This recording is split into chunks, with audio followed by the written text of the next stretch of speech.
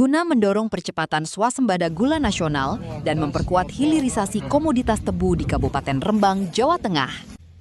Direktur Tanaman Semusim dan Tahunan Ditjen Perkebunan, Dr. Abdul Roni Angkat, meninjau langsung unit produksi gula merah tebu atau gula tumbu milik Mitra Koperasi Perwira Cipta Mandiri di Kecamatan Pamotan pada Selasa 28 Juli 2026.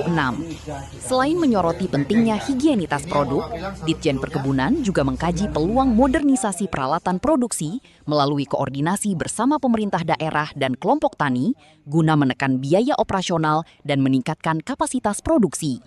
Oke, jadi gini, kita ini kan secara asasita Presiden Prabowo ya, mandatnya satu, swasembada gula. Oke, nah tebu ini kan banyak nih, udah kita tanam mulai dari tahun 2025 sampai 2026, 2027 seterusnya nanti. Nah di sini teman-teman petani menyampaikan, Pak ini ada salah satu alternatif selain tebu untuk jadi gula putih, ada gula merah. Sebutnya di sini apa? Gula apa? Gula merah tebu, gula merah tebu ya. Nah, saya jenguk di sini coba lihat. Kalau memang ini bisa kan, ini bisa menjadi variasi. Selain memang kita tetap gula kristal putih nomor satu ya. Tapi pasti nanti ada di satu-satu wilayah gula kristal putih itu tidak semuanya bisa diolah karena PG kita ini kan tidak semuanya kuat untuk mengelola itu. Menunggu PG baru, mungkin ini bisa sebagai alternatif. Tebu ini mau dikemanakin? Ya pasarnya ada juga.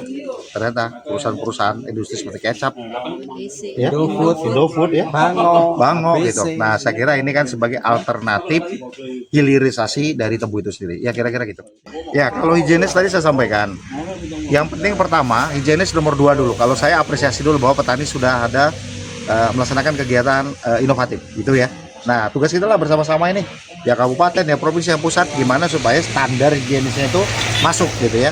Nah untuk industri mungkin relatif resikonya lebih rendah tapi tetap higienis nomor 1 karena ada proses pemasakan lebih lanjut. Kalau gula konsumsi ya nggak mungkin seperti inilah gitu ya. Pemilik tempat pengolahan gula tumbu, Syuet Hashim, mengungkapkan usahanya yang telah berjalan selama 20 tahun ini mampu memproduksi 1 ton gula tumbu per hari dengan jangkauan pasar hingga ke Kalimantan dan berbagai industri di Jawa Timur. Tahun 2006 sampai sekarang 2020. Jadi 20 tahun pasti sudah. Ya, sudah sangat. Tapi untuk keluh kesahnya petani pengrajin gula merah itu di saat musim hujan tinggi. Jadi untuk produksinya sangat tinggi. Tapi kalau itu memang sudah ada modernisasi sehingga bisa memberikan biaya operasional yang rendah, kita bisa suplai bahan bakar lain seperti misalnya beli limbah-limbah kayu atau apa dari tempat lain bisa untuk pembakaran. Dalam jangka 1 hari produksi berapa ton Pak itu Pak? Oh kalau di saat waktu normal bisa mencapai 1 ton nah, tapi di saat misalnya curah hujan tinggi paling bisa dapat 7 kuintal.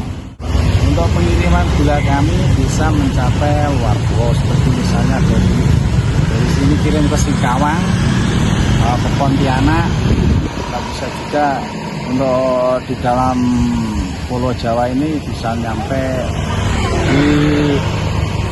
dari Jawa Timur ABC Pasuruan, di Gresik itu ada Kurnia Alam Segar itu. Itu paling banyak berapa Pak kirimnya Pak? Berapa?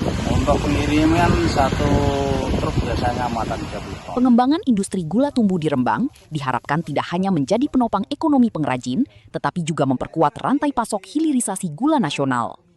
Dari Kabupaten Rembang, Tim Liputan Media Gemadika melaporkan.